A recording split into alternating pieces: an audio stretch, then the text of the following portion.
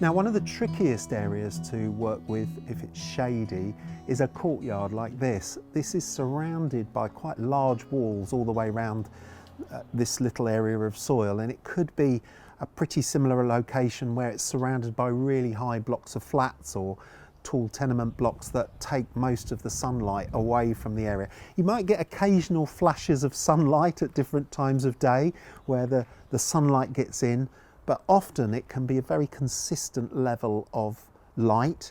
You can get reflected light bounced in from other buildings or other areas, and during the summer you get lots of diffuse light that bounces in from all angles, so you will get reasonable growth on plants, but you won't be able to grow all the really jazz hands, pizzazzy plants that flower and really perform well. You've probably got to rely on foliage plants that produce fairly discrete flowers at different times of year. Now, one of my favourites for that is this plant. This is Solomon's Seal, Polygonatum hybridum, and it has lovely arching stems, beautiful foliage, and then underneath it's got these little creamy bells of flower that hang down in the spring into early summer really, and then the foliage looks good for the rest of the growing season.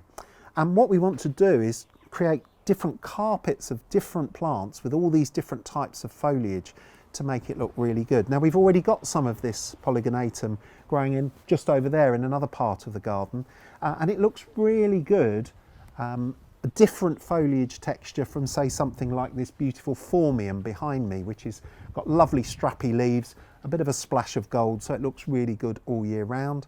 And then other plants like ferns, which look great in shade, and also one of my particular favourites, because it reminds me of my mum, Lily of the Valley, and we've got a beautiful patch of that growing in a different part of the garden that looks really great. Flowers at the moment, and then for the rest of the summer, the leaves cover the ground. Now, looking at all those different colours of foliage is really important when you're working in shade, and nowhere more so than when you're looking at something that really grows well in shade, and that's heucheras. Heucheras come in all different sorts of leaf colours, and they're really beautiful when you view them close up.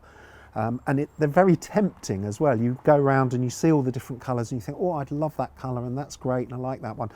But if you're going to use them in shade, they're quite tricky plants, because this one, for example, this is called Crazy Rasta.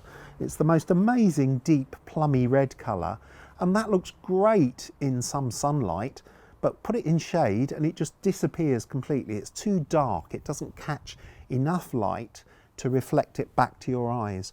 So this will disappear in the darkest shady spots. Whereas this one, by comparison, this one's called Lime Marmalade, a bright and sunny sort of lime yellow colour, really good. Again, it's another heuchera, but this one will sing out much more and create a patch of sunshine even in the darkest shade.